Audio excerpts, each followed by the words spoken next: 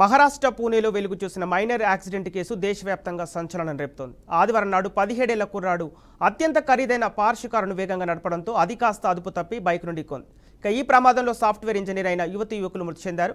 ఈ కేసు దేశవ్యాప్తంగా సిగలు పుట్టిస్తోంది. పైగా ఈ వివాదంలో కోర్టు తీర్పుపై సర్వత్రా విమర్శలు వచ్చాయి. ఇక మైనర్ అత్యంత నిర్లక్ష్యంగా వ్యవహరించడంతో 2 నిండు ప్రాణాలు గాల్లో కలిశాయి. కేసు నమోదు చేసి కోర్టులో హాజరుపరిస్తే న్యాయస్థానం మాత్రం కేవలం 15 గంటల వ్యవధిలోనే మైనర్ బాలుడికి బెయిల్ మంజూరు చేస్తూ కొన్ని చిత్రమైన షరతులు విధించడం సంచలనంగా మారింది.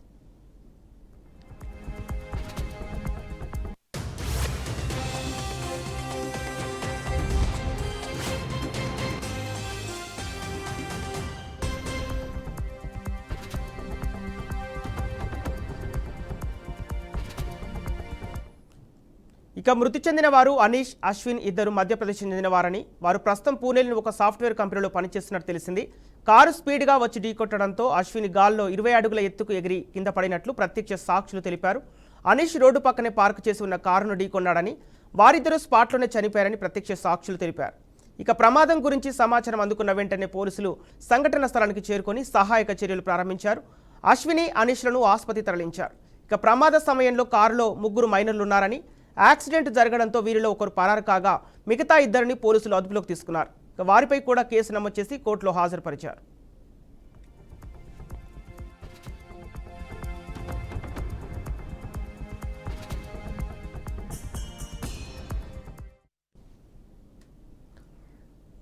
నిర్లక్ష్యం, అతివేగం కారణంగా 2 నిండు ప్రాణాలు బలి తీసుకున్న నిందితుల విషయంలో కోర్టు వెల్లడించిన తీర్పై సర్వత్రా అసహనం వ్యక్తమైంది.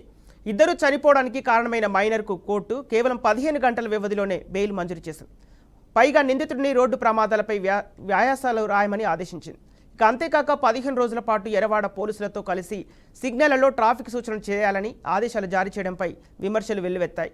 మరో 4 నెలల్లో మైనార్టీ తీరుతుందని, నిందితుడికి కఠిన శిక్ష విధించాలని పోలీసులు విన్నవించినా కోర్టు పట్టించుకోలేదు.